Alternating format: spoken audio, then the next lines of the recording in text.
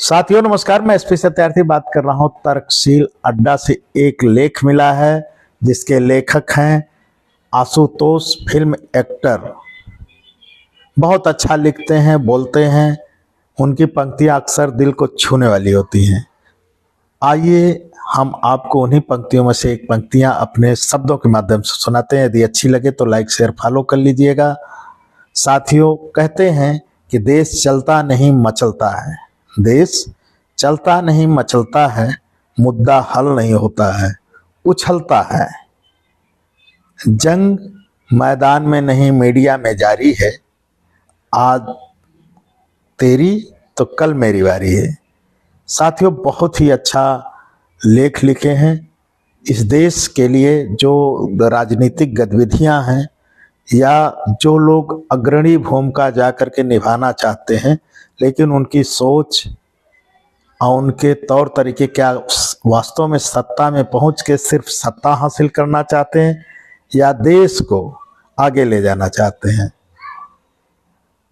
तो साथियों, हर 5 साल में एक बार चुनाव आता है और उस चुनाव के लिए लोग कमर कस के लड़ाई लड़ते हैं, लेकिन जब वहाँ पहुँचते हैं मुद्दा उछाल देते हैं लेकिन हल नहीं करते हैं। शायद इसी पे आशुतोष जी का होगा। तो साथियों, आइए हम बात करते हैं कि हमारे देश में कुछ इसी तरह की गतिविधियां चल रही हैं। जैसा आप सभी को मालूम है, अभी बिहार में एक बुद्ध विहार है जहां पर भगवान बुद्ध को ज्ञान प्राप्त हुआ था, ऐसा कहा जाता है।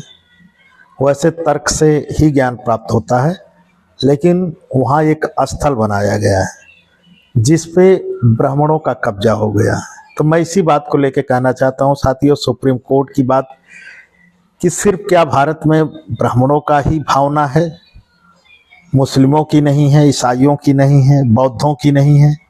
क्या उनकी भावना आहत नहीं होती हैं इस तरह की गतिविधियां देख करके?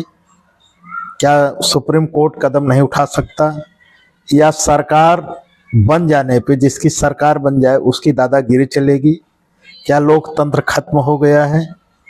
तो साथियों, इस तरह के बहुत ऐसे हैं कि भारत देश में सिर्फ हमें लगता है कि ब्राह्मणों की भावना है, ना ठाकुरों की है, क्योंकि बीच बीच में निकल के बोल दिया जाता है साधुओं संतों द्वारा कि क्षत्रिय ब्राह्मणों की नाजायज औलाद है।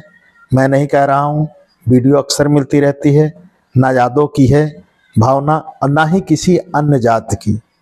जो अन्य जातियां हैं उनकी कोई भावना नहीं, सिर्फ भारत में ही ब्राह्मणों के भावना का ख्याल रखा जाता है। तो साथ